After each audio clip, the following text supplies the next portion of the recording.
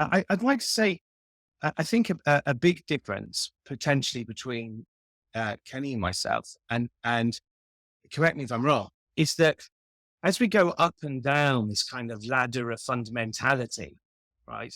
On your picture, all that changes is literally how fundamental or how fundamentally the things on that rung of that level, that level of the ladder, exist. Or how how how large a degree of reality they have, to use your language.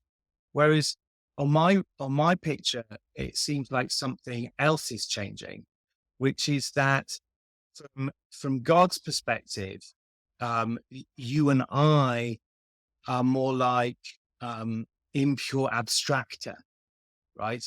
What do I mean? You said very helpfully, Kenneth, that fictional characters exist, but they're different sorts of beings than we are, different sorts of entities. And as Amy Thomason points out in her book on the metaphysics of fiction, they're a very strange type of entity because they share some of the properties that we generally associate with concrete entities. For instance, they seem to be created, at a time. They didn't exist before they were created. Those are properties you'd associate with concrete beings, but they also seem to have some of the properties you tend to associate with abstract beings. For instance, they don't have a location in space. You can't bump into them. They're not causally efficacious, right? So what she thinks the ontology of fiction forces us to open up an intermediary category between the abstract and the concrete. She calls them impure abstracta. Now, I want to say that you and I, Kenneth, we're concrete relative to the rung of reality in which we live, right? Because in the story of the world, we're concrete beings. But from God's perspective, we are impure abstracta. Whereas it looks like on your metaphysics, all that changes as we go up and down the ladder is degrees of reality. For me, it looks like something else is changing too. Like, which metaphysical categories do we belong to? Thanks. One for Sam. If we're impure abstracta, do you think that we're like multiply instantiable? Like, do you think that could God be telling other stories with us right now, or Oh, oh, that's an amazing question. I've never thought about it. And that deserves more thought. I have said that the universe should be looked at as like a series of overlapping stories, hmm, because there's the story that you, Parker, are the main character of, and God's telling that story, and I'm just an extra who sometimes appears on your amazing podcast, right? But then yeah, God's telling my story, and I'm the main character of that story, and likewise with Kenneth. And our stories are set in the same universe, and we're extras in each other's, or hopefully supporting characters, but, in our own stories, we're main characters. But I think you're asking a more radical question. You say, could God tell a story about a completely different universe that doesn't overlap with our universe, but mm. still has me as a character in it? Whoa. I don't know. I've not thought about it. I don't think I've said anything that would rule that possibility out. Yeah. Uh, uh, but I suppose there's a sense in which, relative to this story, that story's not happening because it's not an overlapping. It's not a story that overlaps with our story in quite the right way. Oh yeah, it would be like it would be like a Lewisian concrete universe. We could never like Something get like to that. it or something. That's something like that. But the question is, would it be more than just a counterpart relation between me and that, Yeah. Sam? Would it actually be transworld identity? But nonetheless, things which are true of Sam in that story are palpably not true of Sam in this story. Yeah. So But you have access to it when you dream. That's the Doctor Strange view. Yeah. yes, of Yeah. course.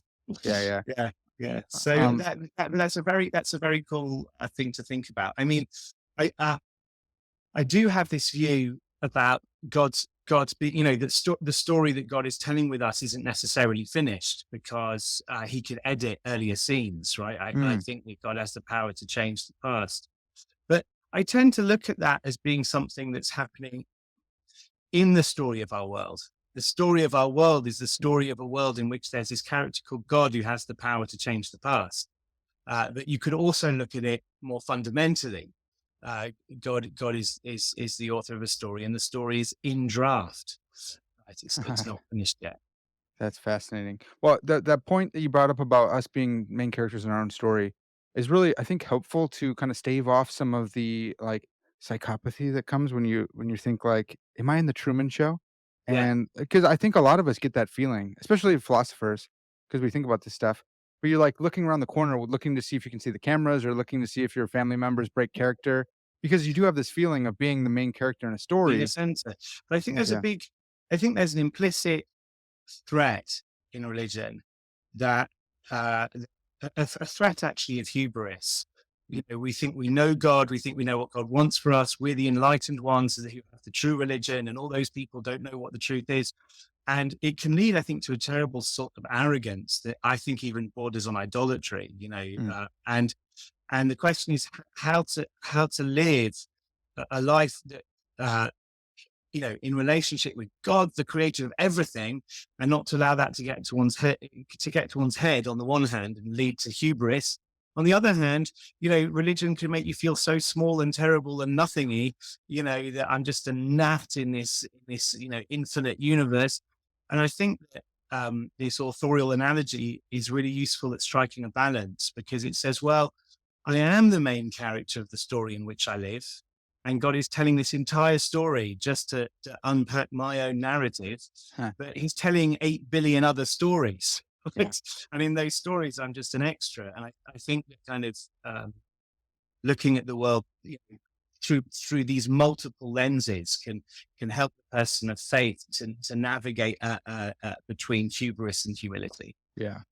Dr. Pierce, anything to add on that? Or if not, I got another one for you. Just that we should all pray that we don't get one of these gritty reboots that are all the rage these days. Yes. Amen. Well, if we do, I know who I'd like to be played by. I'll draw up a short list It's fantastic. For all the movie execs that listen to this podcast. Um, hey guys, thanks for watching that clip from the Parker's Pensées podcast. If you enjoyed it, leave me a like and drop a thinking emoji in the comments, or let me know what you thought. If you did enjoy it, if you learned something, you're gonna love the full conversation over on my main channel, Parker's Pensées.